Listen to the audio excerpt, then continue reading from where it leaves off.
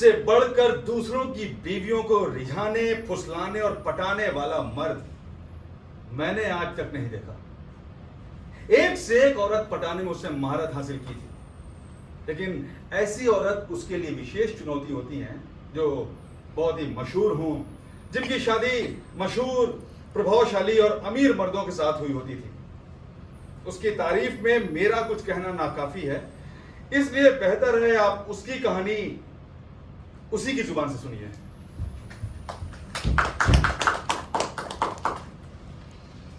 इजाजत हो तो कहूं कि दूसरों की बीवियों को पटाने, रिझाने और फुसलाने वाला मर्द मुझसे बढ़कर मैंने आज तक कोई नहीं देखा।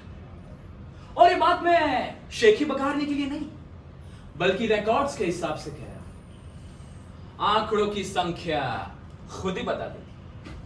अच्छा, आप में से जो भी सज्जन या दिलचस्प लेकिन कभी कभी खतरनाक खेल खेलना चाहते हैं, तो उन लोगों से मेरी गुजारिश है कि एक पेन और कागज लेकर बैठे और अच्छी तरह नोट करें। मैं आपको अपने सारे तरीके यानी कि मेथड्स बताने जा रहा हूं।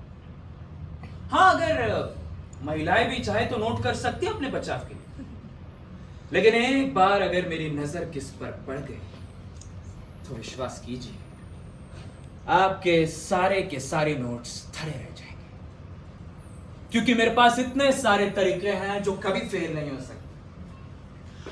बहरहाल, इस खेल में सबसे ज्यादा जरूरी 3 चीजें हैं, और वो हैं धीरज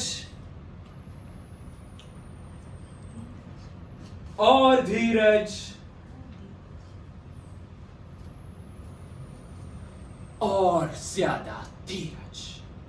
जिन लोगों में धीरज और बर्दाश्त का मादा नहीं है, उन लोगों से मेरी गुजारिश है कि वो कोई और खेल सीखे, नाव चलाए, साइकिल दौड़ाए, लेकिन औरतों को पटाना उनके बस की बात नहीं। तो क्या हम आगे बढ़े?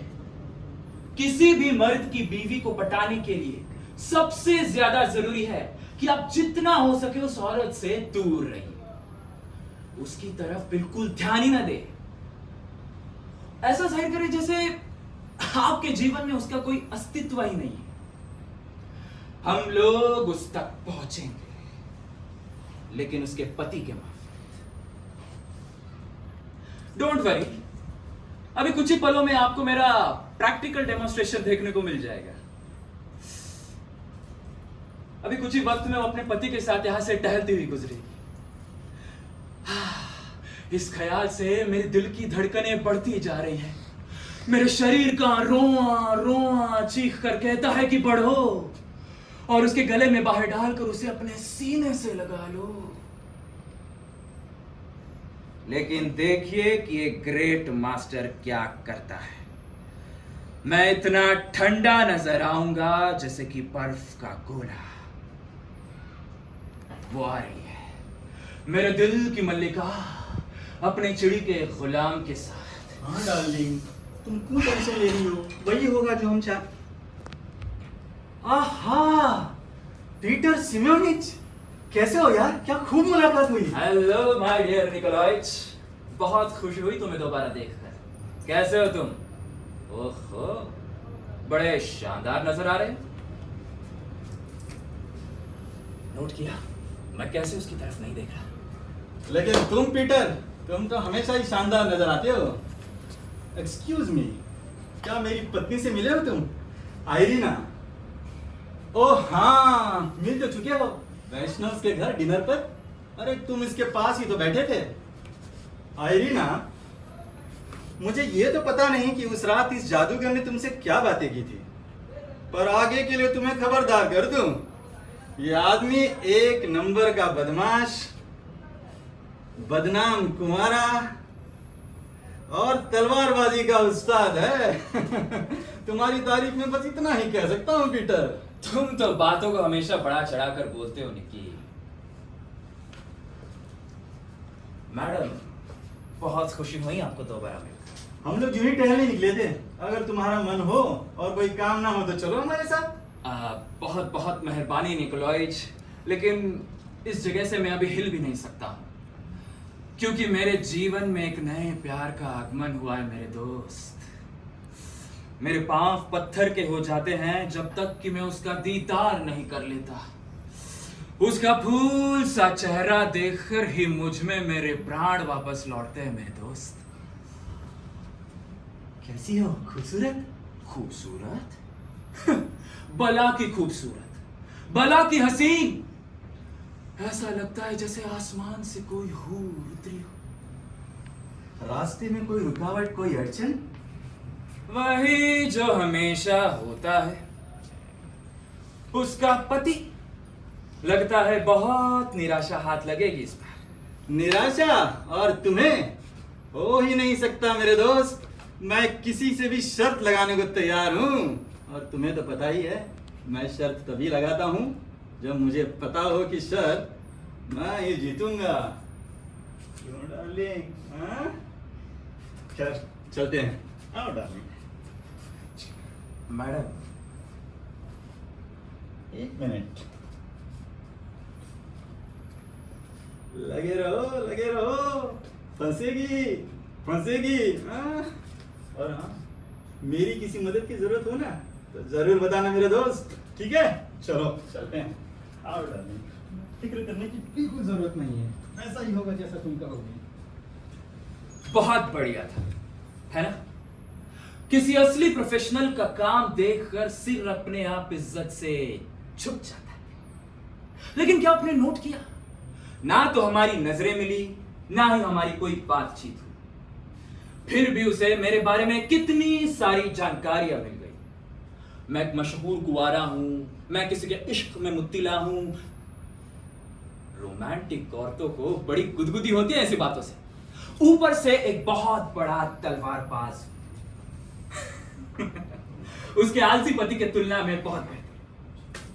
हाँ, ये बात सच है कि औरतों के मामले में मैं जरा खतरनाक आदमी हूं। लेकिन इस वक्त अगर सच कहूं तो उसके दिल में मेरे लिए सिर्फ नफरत ही नफरत है। वजह नंबर 1, क्योंकि मैं एक गिरे हुए चरित्र का गंदा आदमी हूं। वजह नंबर 2, क्योंकि मैं अपने शब्दों को बयान करने के मामले में बेशर्मी की हद तक बेबाक हूं। और वजह नंबर 3, मेरी दिलचस्पी उसमें नहीं, किसी और में है। अरे, अगर अपनी में मैं कुछ आगे बढ़ गया हूं तो मुझे माफ कीजिएगा, लेकिन मुझे ये बताइए कि आप ये ठीक तरह से नोट कर रहे हैं या नहीं, क्योंकि यही से रास्तों पर नए और नाजुक मोड़ आना शुरू होंगे। तो खैर, अगला कदम है हाइप्नोसिस, यानी कि सम्मोहन का। नहीं नहीं नहीं नहीं नहीं, सम्मोहन आंखों से नहीं, बल्कि जुबान के जहर से। जैसे कि कोई सांप अपने शिकार की तरफ धीरे धीरे बढ़ता है, एकदम धीरे धीरे। मजे की बात तो यह है कि यह सम्मोहन का जहर उसके पति के मार्फत ही उस तक पहुंचेगा। जरा मुलाहिजा फरमाइए कि क्लब में उसके पति के साथ मेरी अचानक मुलाकात हो जाती। अरे पीटर, तुम क्या हुआ? बड़े बुझे बुझे से नजर आ रहे हो। लगता है तुम्हारा मामला कुछ ठीक नहीं चल रहा। क्या इतना जाहिर हो गया है मेरा चेहरा? मैं बर्बाद हो गया हूं निक्की। उसकी सूरत देखने के लिए तरस गया हूं। आखिरी बार उसे तभी देखा था जब तुम्हें और तुम्हारी प्रिय पत्नी से मुलाकात हुई थी। तब से न मुझे खाना नसीब हुआ है और न नींद। मेरी पतलूनें कम से कम 2 इंच ढीली हो गई है निक्की। निक्की निक्की निक्की, मैं क्यों ऐसी औरतों के पीछे अपनी जवानी बर्बाद करता हूं जो मुझे कभी हासिल नहीं हो सकती और जिन्हें मैं कभी अपना नहीं कह सकता। मुझे तुमसे रश्क है मेरे दोस्त। रश्क? हाँ, ईर्ष्या, एनवी। लेकिन क्यों भला? मेरे पास ऐसा क्या है जिससे तुम्हें ईर्ष्या होती है? दाम्पत्य सुख, मधुर वैवाहिक जीवन। तुम्हारी जैसी पत्नी भगवान किसी किसी को ही देता है, सर्वगुण संपन्न। क्या पता तुम्हारी किस्मत भी तुम पर मेहरबान हो जाए। हाँ निक्की, बस इसी उम्मीद में तो दिन काट रहा हूं, वरना जीना तो फिजूल लगता है। कभी कभी तो मन करता है कि खुद के गले में रस्सी बांध के मैं खुद को भगवान। I'm sorry निकी, मैं चलता हूँ। डॉक्टर इंतजार कर रहा होगा। डॉक्टर? अरे सब खैर तो है? क्या बीमारी हो गई है तुम्हें? बस यूं ही मानसिक तनाव, उदासी, डिप्रेशन वगैरह वगैरह। अच्छा निकी, एक विनती है तुमसे, ये सब बातें अपने पत्नी के सामने मत दोहराना, वरना उसकी कोमल संवेदनाओं को ठेस पहुंचेगी। काश काश कोई मेरी भी संवेदनाएं समझ सके। Bye Nikki. Bye Peter.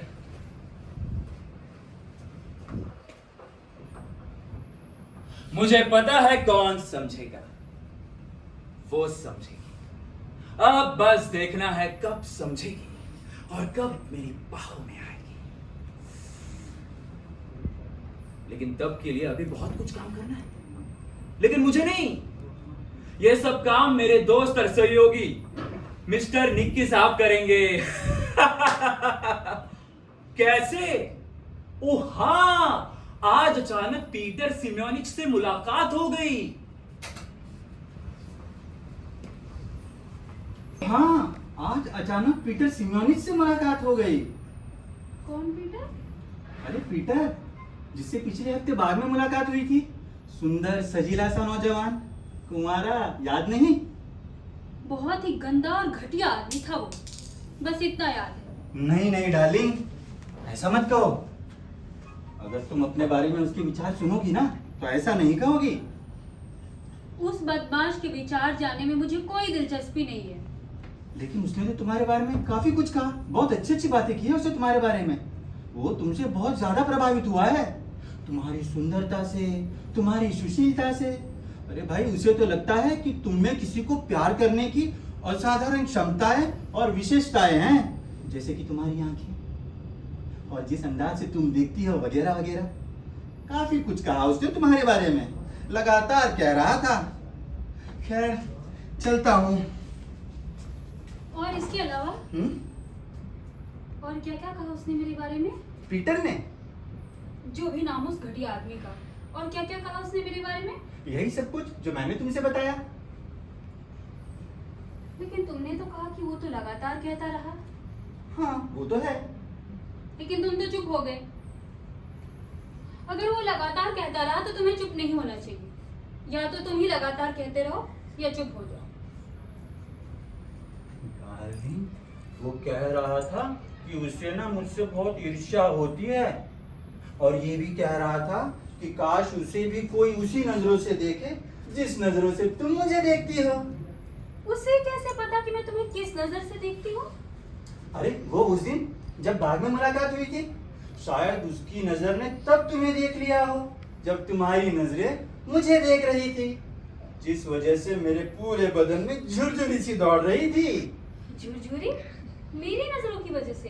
हाँ डार्लिंग, और नहीं तो क्या, झुरझुरी सी दौड़ रही थी। लेकिन तुम्हारी नजरें तो उस पर थी, फिर तुमने ये कैसे देख लिया कि मेरी नजरें तुम पर है?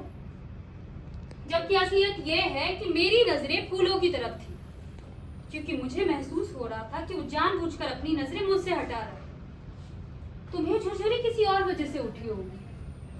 हाँ, मैं थोड़ा कंफ्यूज हो रहा हूँ। बहरहाल बात ये थी कि वो तुमसे बहुत ज्यादा प्रभावित हुआ है। मुझे लगा तुम्हें सुनकर अच्छा लगेगा। जी नहीं, मुझे कुछ अच्छा नहीं लगा, और बेहतर होगा कि तुम ये सब बातें ना ही सुनाया करो। वैसे कब मिल रहे हो उससे तुम जल्दी? कल लंच पे। अब लंच पे तो कम से कम मेरे बारे में कोई बात न की जाए, कह देना उसे। और डिनर पर बताना कि क्या बात हुई। हाँ डार्लिंग, जरूर बताऊंगा। आज तक कभी कुछ छुपाया है मैंने तुमसे? Darling. Good night Nikki. Good night my angel. Good night my love. अपनी चमत्कारिक शक्तियों को देखकर मैं खुद हैरान हूं। उसके दिल में मेरे लिए न सिर्फ दिलचस्पी पैदा हो गई है, बल्कि मेरा नाम सुनकर उसका दिल फड़फड़ाने लगा है। जबकि अभी 2 मिनट पहले मैं उसकी नजरों में एक गंदा और घटिया आदमी था। कमाल की बात तो यह है कि इन सब उपलब्धियों के दौरान मैं अपने बाथरूम में खुशबूदार पानी के टब में लेटा आराम कर रहा था।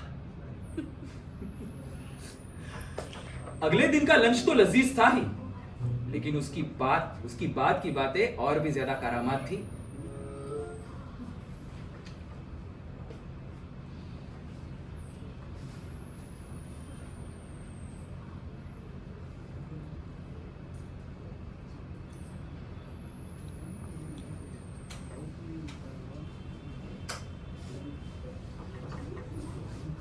मुलाकात नेक्रोसोफ से हो गई।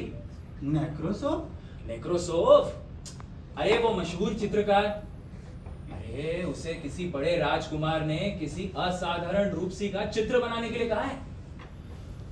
भाई मैंने तो फौरन कह दिया कि मैं एक ऐसी असाधारण रूपसी को जानता हूं,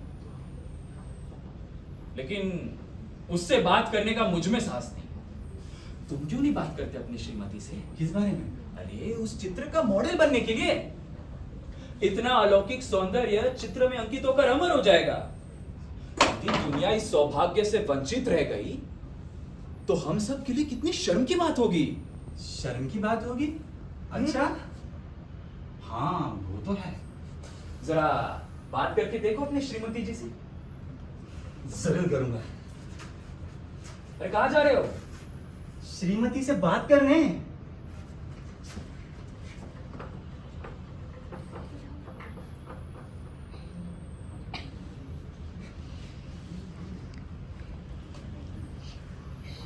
तो ये सब बकवास है, लेकिन उसने कहा किस तरह से था?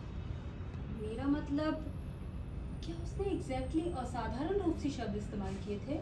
हाँ बिल्कुल यही शब्द, और ये शब्दों से लगातार इस्तेमाल किए थे। और ये भी कह रहा था कि यदि दुनिया इस सौभाग्य से वंचित रह गई तो हम सबके लिए बहुत शर्म की बात होगी। बिल्कुल इन्हीं शब्दों में कहा था उसने। हाँ कुछ ज्यादा ही बह जाता है वो अपनी आवाज को सुनकर। बस बस ये शब्द कहे थे उसने। मेरा मतलब कुछ और तो नहीं कहा था उसने? ओ हाँ, अलौकिक सौंदर्य कहा था उसने। अलौकिक सौंदर्य बताना भूल गया था मैं। और ये शब्द तो उसने कई बार कहे थे मेरे ख्याल से, लगातार। कई बार कहे थे? लगातार? कुल कितनी बार कहा था उसने? मेरा मतलब एक बार, दो बार, कितनी बार? एक मिनट डार्लिंग, जरा याद करने दो।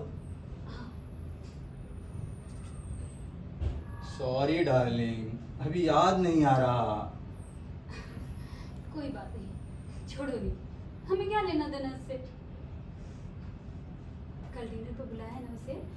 कल तो बिजी है वो। तो परसों बुला लो। परसों भी बिजी है। तो अगले हफ्ते, अगले महीने कभी तो फ्री होगा। खाना वाना खाता है कि नहीं वो? नहीं, लेकिन कह रहा था कि वो बहुत जरूरी प्रोजेक्ट पर काम कर रहा है, महीनों हमसे नहीं मिल पाएगा। और ये भी कह रहा था कि शायद उसे भी सब्र का फल मीठा ही मिले। और हाँ, उसकी राय में तुम्हें स्टेज की अभिनेत्री होना चाहिए। अभिनेत्री? मैं और अभिनेत्री? लेकिन क्यों? किस लिए भाई? एक मिनट, उसी के शब्दों में बताओ तो ठीक रहेगा। हाँ हाँ, आराम से बताओ। कोशिश करो वही बताओ जो उसने कहा था।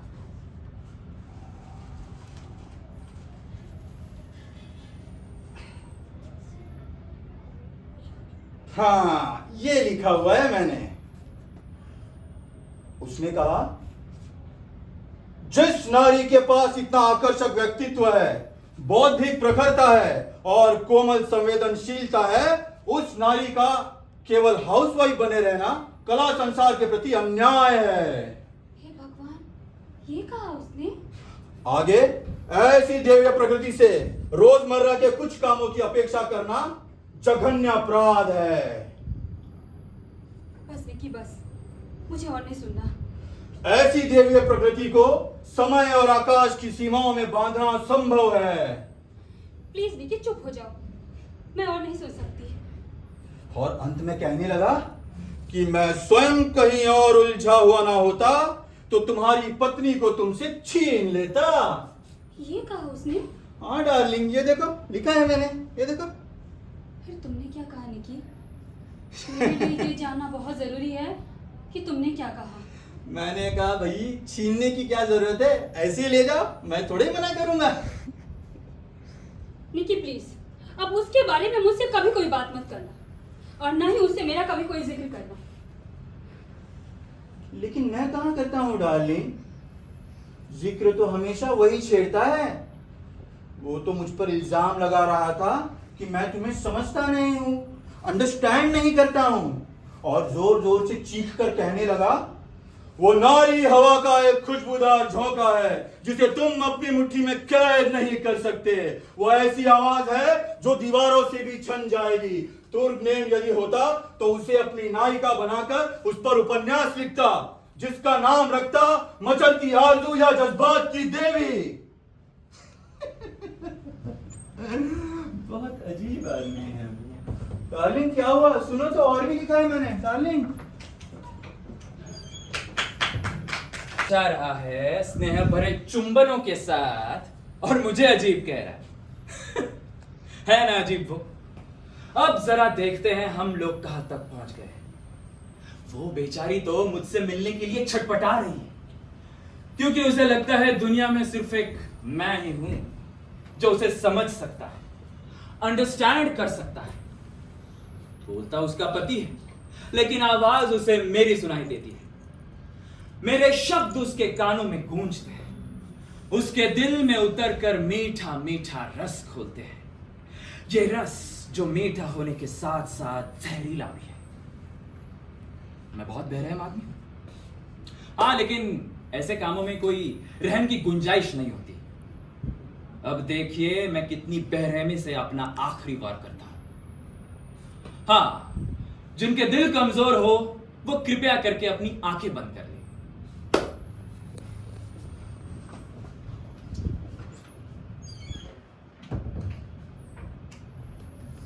नहीं निकी, नहीं, मैं कुछ नहीं सुनना चाहती, उसका एक शब्द भी नहीं, कुछ भी नहीं। लेकिन उसने भी तो यही कहा कि भगवान के लिए मैं तुमसे कुछ ना कहूं, क्योंकि उसे डर है कि उसका दुख सुनकर कहीं तुम भी दुखी ना हो जाओ। हे भगवान, क्या वो बहुत दुखी है? बहुत ही ज्यादा दुखी, आंखें वीरान, दिल परेशान, ना खाता है ना पीता है, बस दीवानों की तरह गुमसुम बैठा रहता है।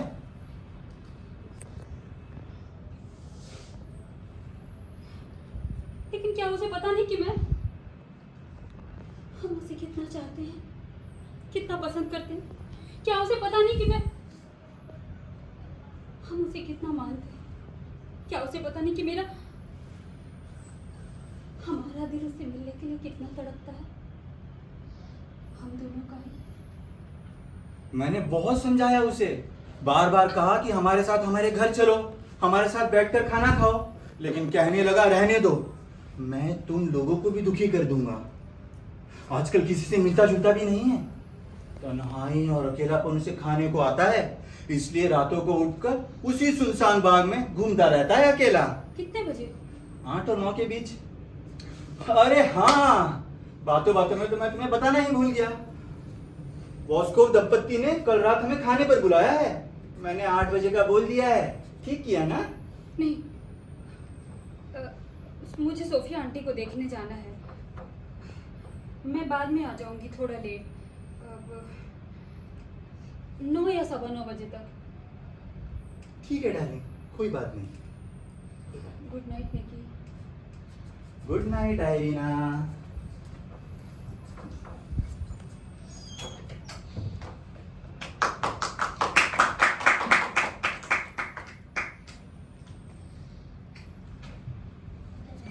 नहीं नहीं नहीं नहीं, तालियां नहीं। इस महान उपलब्धि का श्रेय मुझ अकेले को नहीं है,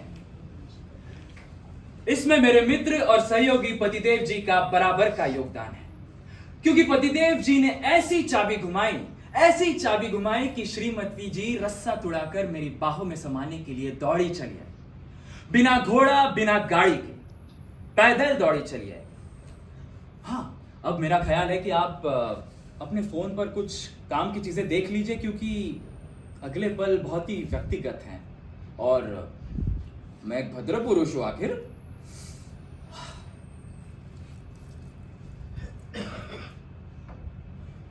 तैयार हो लेता हूं जल्दी जल्दी।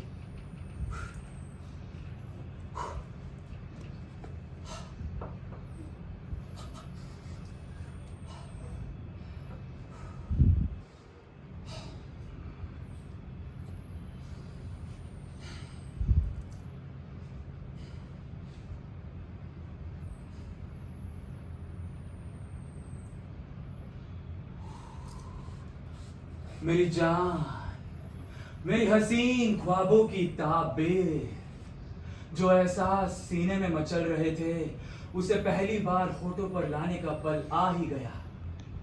अब मैं कहूंगा कि नहीं, कुछ मत कहो, एक शब्द भी नहीं। जरा सी आवाज मुझसे कुछ सहा नहीं जाएगा जब तक कि तुम मेरे दिल की बात नहीं सुन लोगे। पिछले कई हफ्तों से तड़प रही, छटपटा रही। तुमने बहुत छल बल से मेरे पति के माध्यम से मुझ में वो सारी इच्छाएं, सारी तमन्नाएं जगा डाली जो कि मैं ईमानदारी से स्वीकार करती हूँ। पता नहीं तुम्हारी मोहब्बत सच्ची है या नहीं। मेरे सीने में 7 वर्षों से दबी पड़ी थी। तुमने मेरे सीने में ऐसी मोहब्बत और ऐसा जुनून पैदा कर दिया है जिसके बारे में मैंने कभी ख्वाब में भी नहीं सोचा था। तुमने मेरे अहम को भरमाया, मैं बह गई। तुमने मेरे मन के छुए अनछुए तारों को छुआ, मैं गूंज उठी। तुमने मेरे दुखती रगों पर हाथ रखा, मैं हार गई। इसलिए आज मैं यहाँ खड़ी हुई है, तुम्हारे सामने, तुम्हारे खातिर, तुम्हारे लिए। नहीं, इसके पहले कि तुम कुछ कहो, मुझे एक बात और तुमसे कहनी है। मैं अपने पति से बहुत बहुत प्रेम करती हूँ। मैं मानती हूँ कि वो बहुत जज्बाती नहीं है, ना ही बहुत रोमांटिक है। हमारे जीवन में आसमान को छूने वाला आनंद नहीं है, लेकिन पाताल की गहराई जितनी निराशा भी नहीं है। हमारा जीवन समतल और सहज है।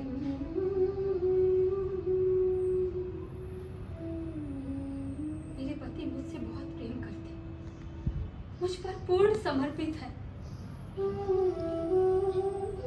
और इन सारी परिस्थितियों को स्वीकार करते हुए मैं बहुत खुश और संतुष्ट हूँ। मुझे पता है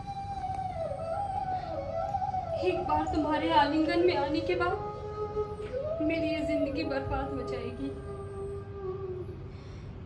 मैं कहीं नहीं रहूंगी, लेकिन इस वक्त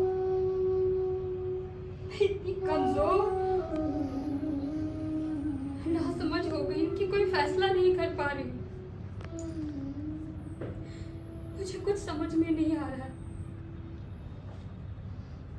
इसलिए अब मैं सब कुछ तुम पर छोड़ती हूँ बेटा। इस वक्त सिर्फ मुझे तुम्हारे चरित्र की दृढ़ता और पवित्रता का सहारा है।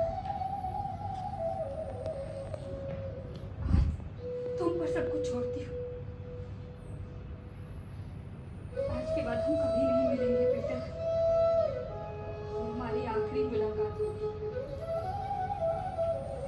अगर तुम्हें सिर्फ मेरे शरीर की चाहत है तो लो, लेकिन अगर तुम सचमुच मुझसे प्रेम करते हो तो आओ बेटा।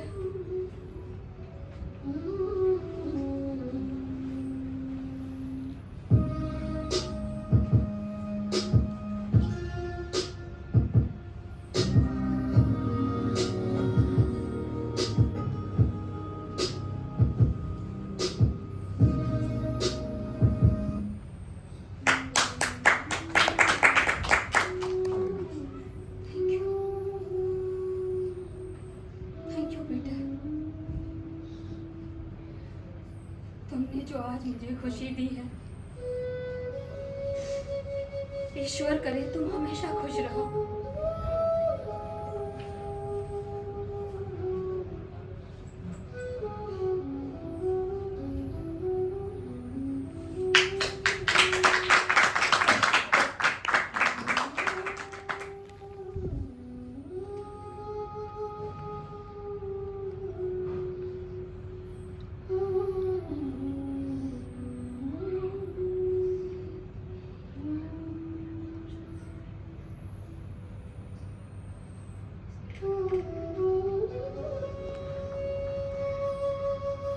अपनी इस छोटी सी प्रेम कहानी को मैं अपने दिल में छिपाकर जिंदगी गुजार लूंगी।